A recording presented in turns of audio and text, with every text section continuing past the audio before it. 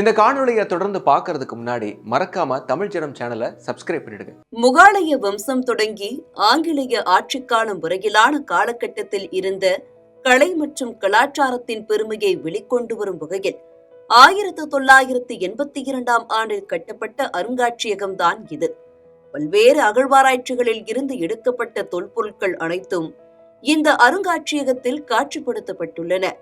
360 அரிய வகை கலைப்பொருட்களும் வரலாற்று சிறப்புமிக்க புகைப்படங்களையும் உள்ளடக்கிய இந்த அருங்காட்சியகம் ராணிப்பேட்டை மாவட்டத்தில் அமைந்திருப்பது அந்த மாவட்ட மக்களுக்கே தெரியவில்லை என்பதுதான் அனைவரும் ஆச்சரியப்படக்கூடிய உண்மை. பழங்கால பொருட்கள், கல் சிற்பங்கள், டெரகோட்டா சிலைகள், நாணயங்கள், தொல்பொருட்கள், இரும்பு கருவிகள் என பண்டைய காலத்தின் தொன்மையை வெளிப்படுத்தும் வரலாற்று சின்னங்கள் இந்த அருங்காட்சியகத்தில் குவிந்து கிடக்கின்றன.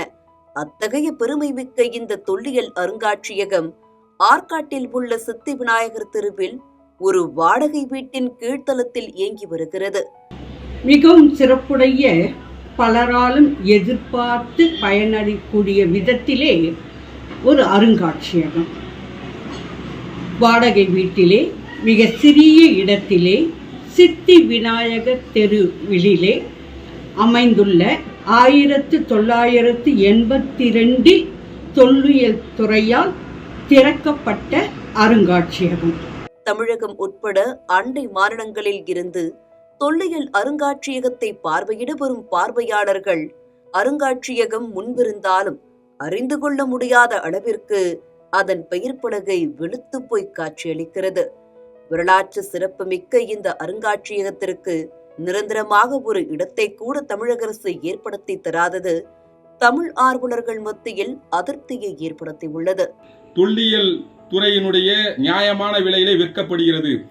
இந்த அருங்காட்சியகத்தை நம்முடைய ராணிப்பேட்டையிலே இருக்கின்ற மக்கள், மாணவர்கள் சென்று பார்க்க முடியவில்லை.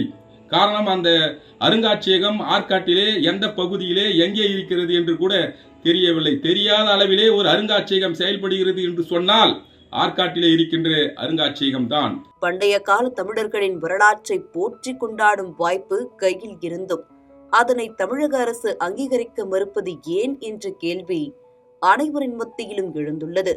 ஆற்காட்டில் உள்ள தொல்லியல் அருங்காட்சியகத்தை உடனடியாக புதுப்பித்து பார்வையாளர்கள் எளிதில் கண்டுகளிக்கும் வகையிலான ஏற்பாடுகளை தமிழக அரசு செய்து தர வேண்டும் என்ற கோரிக்கை அனைவரின் மத்தியிலும் எழுந்துள்ளது. தமிழ் ஜனம் செய்திகளுக்காக ராணிப்பேட்டை செய்தியாளர் சரத்குமார். மேலும் இது போன்ற பல்வேறு சுவாரஸ்யமான தகவல்களை தெரிஞ்சுக்கிறதுக்கும் தமிழ் ஜனம் சேனலை மறக்காம சப்ஸ்கிரைப் பண்ணிக்கோங்க.